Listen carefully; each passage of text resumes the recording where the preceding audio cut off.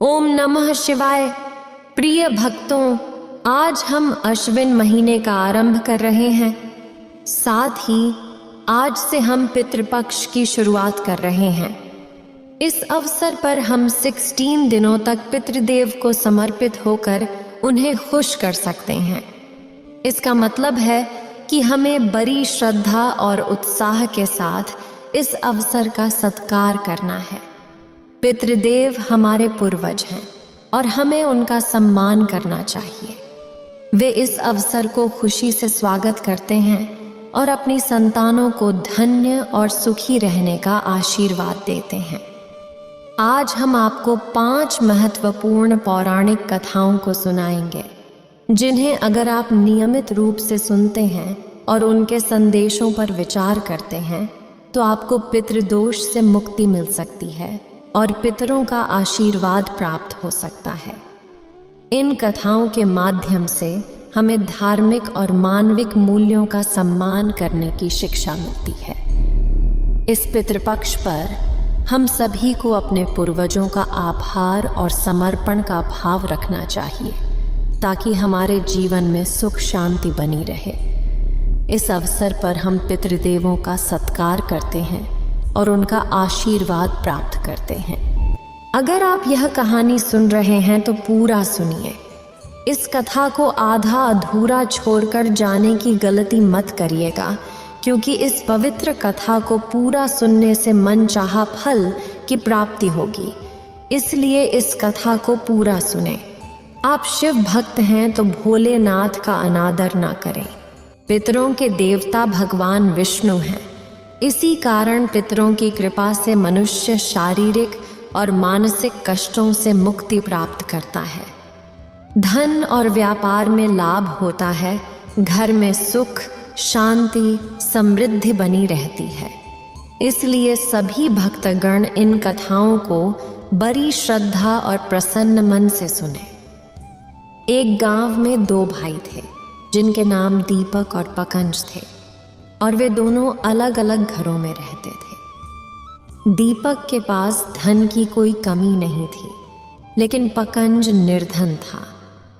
ये दोनों भाई एक दूसरे से बड़े ही प्यार से मिलते थे, लेकिन दीपक की पत्नी को धन का घमंड था, जबकि पकंज की पत्नी बहुत ही सुशील और शांत स्वभाव वाली थी।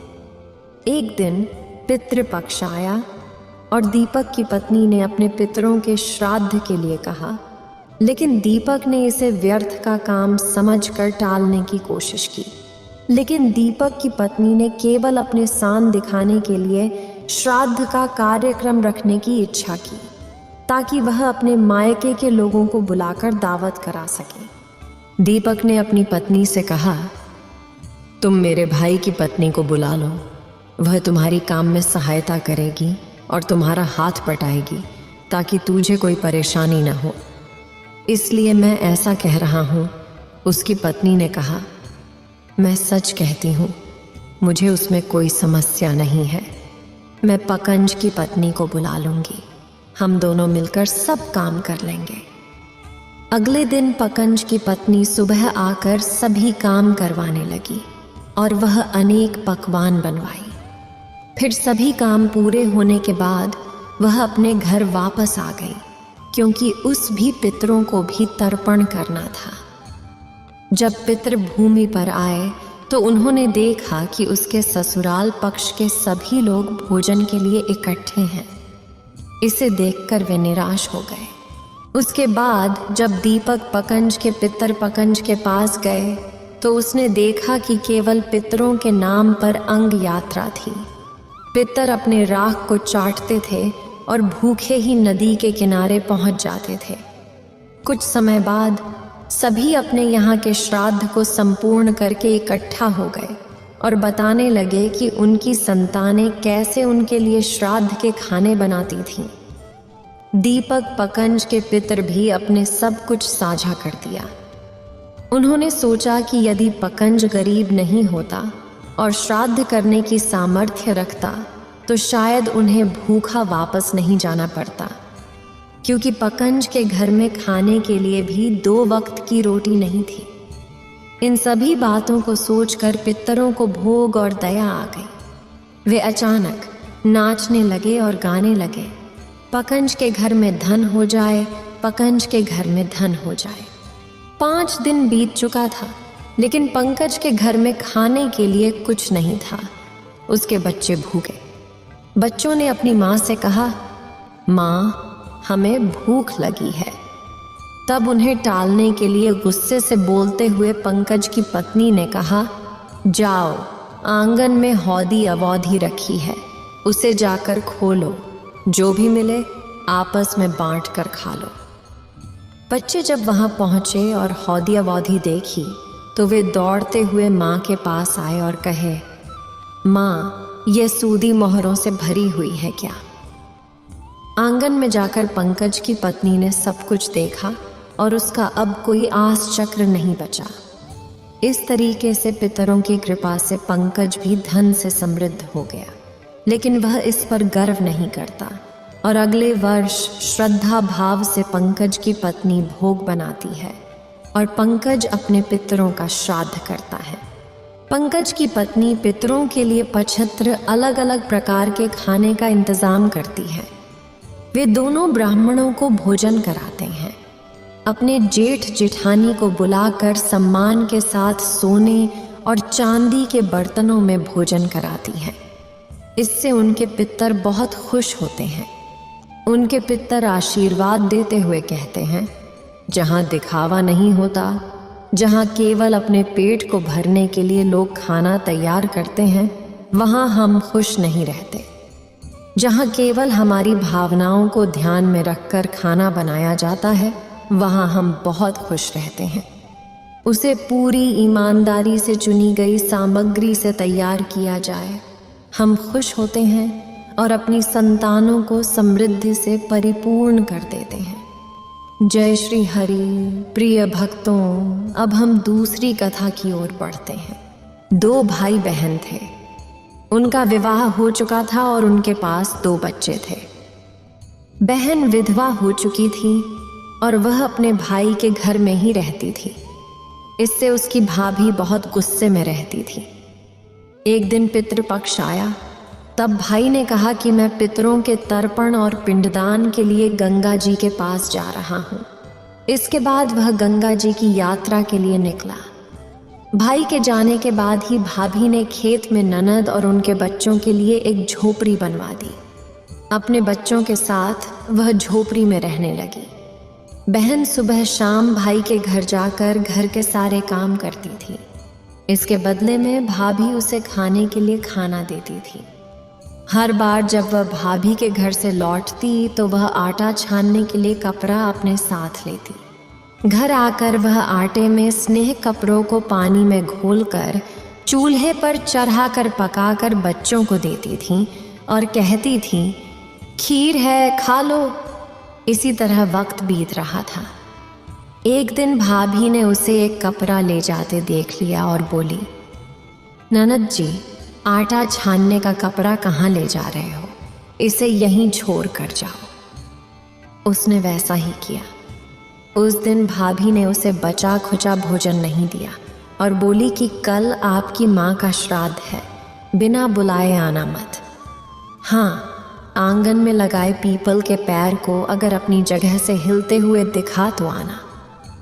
ये बात सुनकर बहन बहुत दुखी हुई और रोती हुई अपने घर चली गई। घर पहुंची तो बच्चे बोले, माँ, भूख लगी है, कुछ खाने को दो। वह बच्चों को बोली, बेटा, आज हम सबका उपवास है, भूखे ही सो जाओ। अगले दिन बच्चे बोले, मामी ने कहा था कि आज नानी का श्राद्ध है, तो चलो वहाँ चलते हैं। तो वह बोली, बेटा, मामी ने कहा था कि आंगन का पीपल का पैर अगर अपनी जगह से हिले तो आ जाना। तुम बताओ, कभी पैर हिलता है, पत्ते हिलते हैं, टहनियाँ हिलती है, कभी पैर को हिलते हुए देखा है? उसने अपने बच्चे को समझाया कि बिना बुलाए कहीं नहीं जाना चाहिए।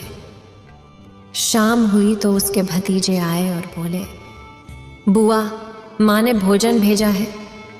उसने देखा तो भोजन के नाम पर 2 सूखी रोटियां के ऊपर थोड़े से चावल रखे थे। यह देखकर उसे बड़ा क्रोध आया और वह अपने बच्चों से बोली, इसे झोपड़ी के ऊपर फेंक दो। और वह भूख ही अपने बच्चों को लेकर सो गई। सारी रात गंगा मैया को याद करती रही और बोलती रही, हे माँ गंगा, हे मेरी मैया, मेरे भाई की रक्षा करना और वो हमारी रक्षा करेगा। अगले दिन भाभी आई और बोली, ननद जी, कल तुम्हारे पिता का श्राद्ध है, बिना बुलाए आना मत, लेकिन आंगन का पीपल का पैर हिले तो आना। अगले दिन वे भाभी के घर भोजन के लिए नहीं गई। शाम को फिर उसके भतीजे आए और 2 सूखी रोटियां चावल के साथ दे गए। उसने फिर वही रोटी और चावल झोपड़े के ऊपर एक फेंकवा दिया और भूखे ही बच्चों को लेकर सो गई और सारी रात रोती रही। माँ गंगा से प्रार्थना करती रही। इसी तरह पितृपक्ष के 16 दिन बीत गए और उसका भाई वापस आ गया तो उसने देखा कि उसके घर के आंगन में कीचड़ ही कीचड़ भरा है। तो वह अपनी पत्नी से पूछने लगा कि यह कैसा कीचड़ है, मेरी बहन और भांजे कहाँ हैं? तो उसकी पत्नी बोली, श्राद्ध के पूरे 16 दिनों तक मैंने तुम्हारी बहन और भांजों के पैर कच्चे दूध से धोए हैं, इसलिए यहाँ कीचड़ हो रहा है। तुम्हारे पीछे मैंने उनकी खूब सेवा की थी, खीर पूरी खिलाई थी, फिर भी वह मुझसे नाराज होकर खेत में झोपड़ी बनाकर वहां रह रहे हैं। भाई खेत पर पहुंचा तो देखा वहां कोई झोपड़ी नहीं थी, वहां एक आलीशान महल बना हुआ था। उसके आंगन में उसके भांजे खेल रहे थे।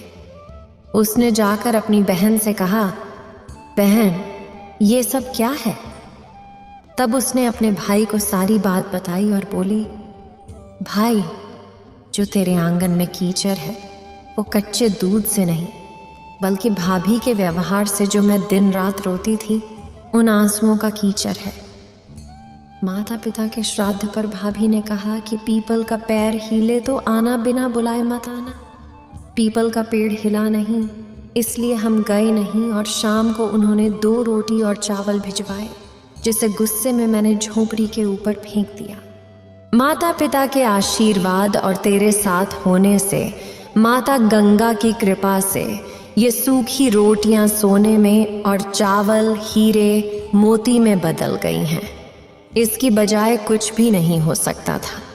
भाई ने अपनी बहन से अपनी पत्नी की गलती की माफ़ी मांगी और घर चलने को कहा। तब बहन ने कहा, भाई, गंगा मैया ने हमारी रक्षा की है, तुम हमारी रक्षा करोगे, हम यहीं रहेंगे। यह सुनकर भाई ने अपने माता पिता को याद किया और कहा, मेरी बहन ने मेरी रक्षा की है, अब मैं इन सभी की रक्षा करूंगा। इसी तरह अपने परिवार को बचाने के लिए कहानी को सुनने वालों और कहने वालों पर भगवान की कृपा रहे। जय हरि विष्णु, जय पितृदेव, ओम नमः शिवाय। प्रिय भक्तों, अब हम तीसरी कथा की ओर बढ़ते हैं, जो महाभारत काल में हुई थी, जब दानवीर कर्ण की मृत्यु हो गई। तब उनके दान के परिणाम स्वरूप स्वर्गलोक भेज दिया गया, जहां पर उनका स्वागत सर्वाधिक आदर से किया गया, लेकिन भोजन के समय उन्हें सोना और चांदी से बने आभूषण प्रदान किए गए। कर्ण इस व्यवहार का विवेचन कर पाए और उन्होंने देवराज इंद्र से पूछा, हे स्वर्गाधिपति, यहाँ मुझे भोजन में सोना, चांदी और आभूषण प्रदान किए गए हैं, लेकिन मैं इनका उपयोग नहीं कर सकता। क्या इसका कोई विशेष कारण है? तब देवराज इंद्र ने उन्हें बताया, हे कर्ण, आपने अपने जीवन के पूरे समय दान और धर्म का पालन किया है और आप जैसा दानी तीनों लोगों में कोई और नहीं होगा। लेकिन आपने केवल सोना और चांदी जैसी भौतिक वस्तुओं का ही दान किया है, कभी अपने पितृदेवों को भोजन का दान नहीं दिया। इसलिए आपके पितृदेव आपसे असंतुष्ट हैं और आपको स्वर्ग में भोजन का सुख नहीं मिल रहा है। यह सुनकर कर्ण निराश हो गए और उन्होंने इंद्रदेव को कहा, मैं आजीवन अपने पितरों से अनभिज रहा हूँ। मुझे पता ही नहीं था कि मेरे पितृ कौन है, इसीलिए मुझसे यह भूल हो गई। कृपया अब आप मुझे इसका उपाय बताइए। तब इंद्र ने कहा, आपको अपने पुण्य कर्मों के कारण 16 दिनों का समय दिया जाता है। इन 16 दिनों में पृथ्वी लोक पर जाकर अपने पितरों को भोजन दान करें, उनका पिंडदान करें और तर्पण करके उन्हें संतुष्ट करें। इससे आपको स्वर्ग में हर तरह की सुख सुविधा के साथ भोजन का सुख भी प्राप्त होगा। कर्ण ने ऐसा ही किया और इन 16 दिनों में पृथ्वी लोक पर विचरण कर रहे अपने पितरों को सभी तरह के भोजन का दान दिया। यह पितृपक्ष की अवधि थी, इसलिए इन 16 दिनों में हम सभी मनुष्यों को यह सौभाग्य प्राप्त होता है कि हम अपने मृत पूर्वजों के भोजन का दान करें और उनके पिंड दान और तर्पण की विधि को पूरा करें। प्रिय भक्तगण, इंद्र के पुत्र जयंत ने ही सबसे पहले कौए का रूप धारण किया था। कथा त्रेता युग की है, जब भगवान श्री रामचंद्र जी ने अवतार लिया और जयंत ने कौवे का रूप धारण करके माता सीता के पैर में चोंच मारा था। तब भगवान श्री राम ने उनके कारण चलाई गई जयंती की आंखों को फोड़ दिया था। उसने अपने किए के लिए क्षमा मांगी। तब श्री रामचंद्र जी ने उसे वरदान दिया कि तुम्हें अर्पित किए गए भोजन पितरों को मिलेगा। इसके बाद से ही श्राद्ध में कौवों को ही पहले भोजन कराने की परंपरा चली आ रही है। यही कारण है कि इस श्राद्ध पक्ष में कौवों को ही पहले भोजन कराया जाता है। एक बार प्रेम से बोलिए, ओम नमः शिवाय। पुराने समय की एक कहानी है।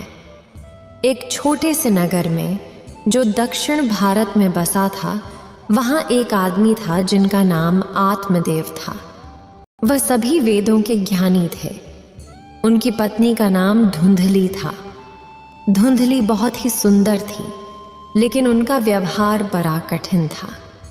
घर में सब खुश थे, पर आत्मदेव अपनी पत्नी से परेशान थे।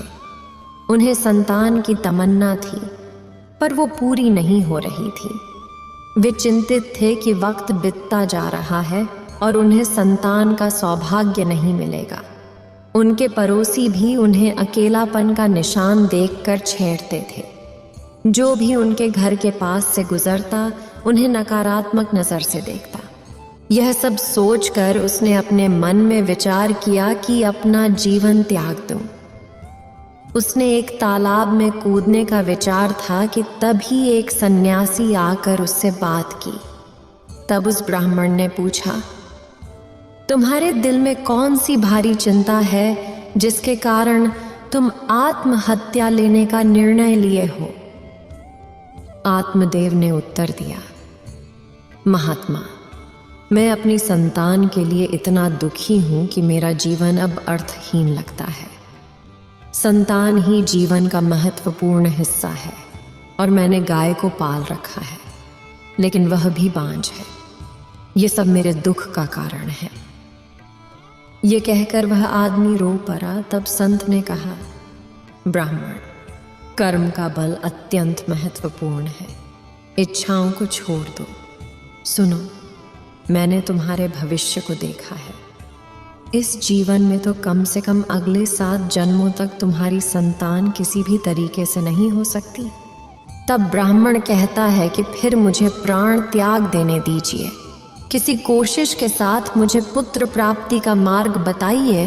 तो वह अपने झोली से एक फल निकाल कर कहता है कि अच्छा ठीक है, तुम इस फल को ले लो और इसे अपनी पत्नी को खिला देना। इससे उसके एक पुत्र होगा। मगर उस सन्यासी ने कहा, इस फल को अपनी स्त्री को तो खिलाना, लेकिन उसे सात्विक जीवन जीने के लिए कहना। पूरे 1 साल तक उसे सात्विक जीवन जीना होगा। उसे सदा स्वच्छ भोजन करना होगा। छटपटा भोजन नहीं करना है। उसे चटाई बिछाकर सोना होगा। भगवान का भजन कीर्तन करना होगा, तभी उसका पुत्र तेजस्वी और विद्वान बनेगा। आत्मदेव यह फल लाकर अपनी पत्नी को दे देता है, लेकिन उसकी पत्नी यह सारी बातें मानने को तैयार नहीं होती और वह फल ले लेती है और मन ही मन यह सोचती हैं कि यदि मैंने ये फल खा लिया और जब गर्भ रहा तो मुझे खाने का मौका नहीं मिलेगा और मैं मर भी सकती हूँ। उसके इसी बात पर विचार करते समय उसने तय किया कि मैं ये फल नहीं खाऊंगी। इसलिए वह आत्मदेव से कई तरह से बहस करने लगी। आत्मदेव की सलाह पर वह फल तो रख लेती है, लेकिन उसको नहीं खाती। एक दिन उसकी बहन उसके घर आती है। उसने अपनी पेट में बच्चा है, मैं माँ बनने वाली हूँ, ऐसा बताया। जब प्रसव होगा तब वह उस बच्चे को तुझे देगी, लेकिन तुझे तब तक गर्भावस्था के समय घर में ही रहना होगा। मैं बता दूंगी कि मेरा बच्चा मर गया है और तू उस फल को गाय को दे देना। आत्मदेव की पत्नी अपनी बहन की सलाह को मान लेती है और वैसा ही करती है। वह फल को गाय को दे देती है। समय बीतने के बाद उसकी बहन ने एक बच्चे को जन्म दिया और उसको अपनी बहन को दे दिया। यह एक पुत्र है। इस खबर से आत्मदेव को बहुत खुशी हुई। धुंधली ने अपने बच्चे का नाम धुंधकारी रखा। उसके 3 महीने बिताने के बाद एक दिन आत्मदेव सुबह मूंग की खेत में चारा डाल रहा था। तब उसने देखा कि मूंग के पास एक बच्चा है जो मानव का है, लेकिन बस उसके कान मूंग के समान लंबे हैं। उसने इसे देखकर वह बहुत हैरान हो गया, लेकिन उसके मन में आनंद भी था। वह उस बच्चे को उठाकर अपने घर ले आया। उसका नाम उसने गोकर्ण रखा। अब उसके पास 2 बच्चे थे, एक था धुंधकारी और दूसरा था गोकर्ण। गोकर्ण बड़ा होकर विद्वान, पंडित और ज्ञानी बन गया, जबकि धुंधकारी दुष्ट, नशेड़ी, क्रोधी, चोर, व्याभिचारी और अस्त्र शस्त्र धारण करने वाला हो गया, जो अपने माता पिता को परेशानी में डाल देता है। एक दिन वह अपने पिता को मारने लगा और उसे घर से निकाल दिया। पिता रोने लगे और कहता है कि मेरी पत्नी का बांझ रहित था। तभी वहां गोकर्ण आता है। वह पिता को वैराग्य का संदेश देता है और कहता है कि आप सभी छोड़कर प्रभु की शरण में वन में चले जाएं और भागवत भजन करें और भगवान का पूजन करें। भागवत कथा का पाठ करें। भगवान की पूजा ही सबसे बड़ा धर्म है। गाय से उत्पन्न पुत्र गोकर्ण की बात मानकर आत्मदेव वन में चले जाते हैं। बाद में उसकी पत्नी धुंधली को तंग करने लगती है, तो वह कुएं में कूदकर आत्महत्या कर लेती है। तब तंग करने वाला कोई नहीं रहता। तब धुंधली 5 वेश्याओं के साथ रहने लगती है। वेश्याएं आती उसे अपने तरीके से संचालित करती थीं। उन विषयों के लिए धन इकट्ठा करने वाला धुंधकारी होता है। वह वहां जाकर उनके पास चोरी करने का प्रयास करता है। बाद में वह भाग जाता है। उसके मन में ख्याल आता है कि यदि वह किसी दिन पकड़ा जाता है तो राजा उसे सजा देगा। इसके बाद वह खुद को बचाने के लिए धुंधकारी को फांसी से बांधकर उसका गला दबाने का प्रयास करता है। जब धुंधकारी फांसी पर भी मर जाता है तो वे सभी उसे जलते अंगारों में डाल देते हैं। वह वहां तड़पता है और आखिरकार मर जाता है।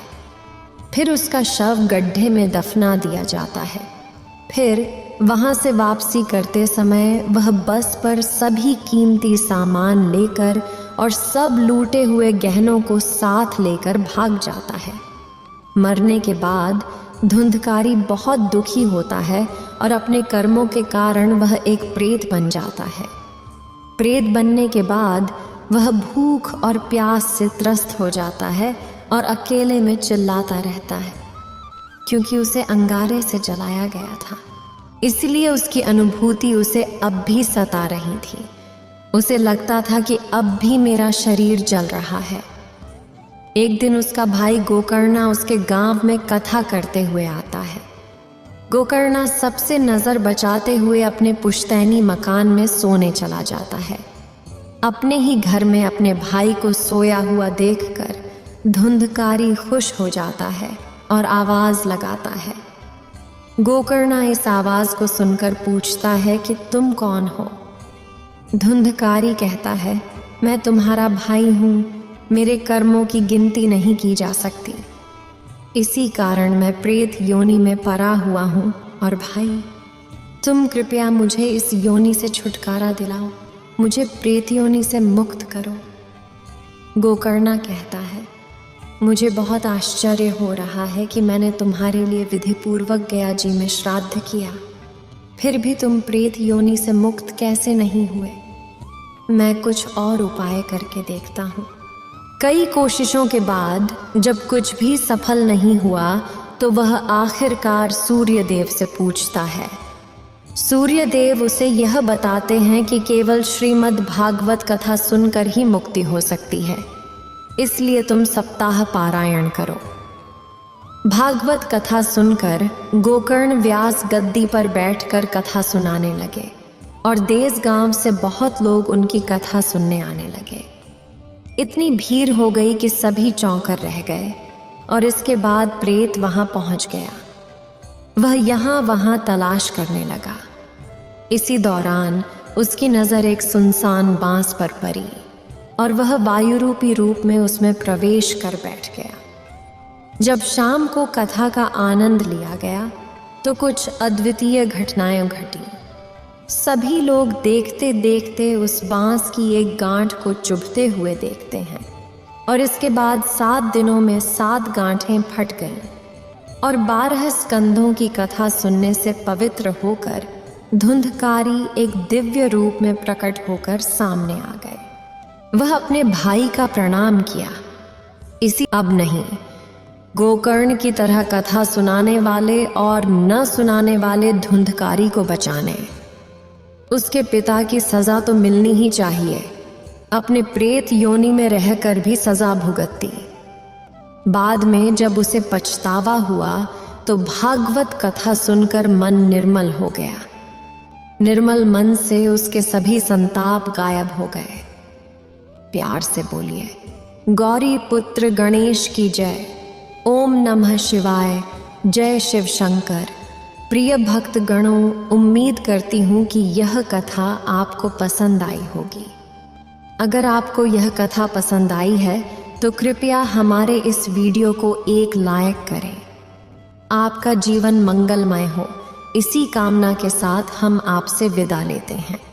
इस वीडियो को बोलते समय कोई त्रुटि हो तो मैं क्षमा चाहती हूँ। उम्मीद है आप सभी को ये वीडियो अच्छी लगी होगी। अगर आप शिव के सच्चे भक्त हैं तो चैनल को सब्सक्राइब और वीडियो को लाइक करके कमेंट में हर हर महादेव लिख दीजिए।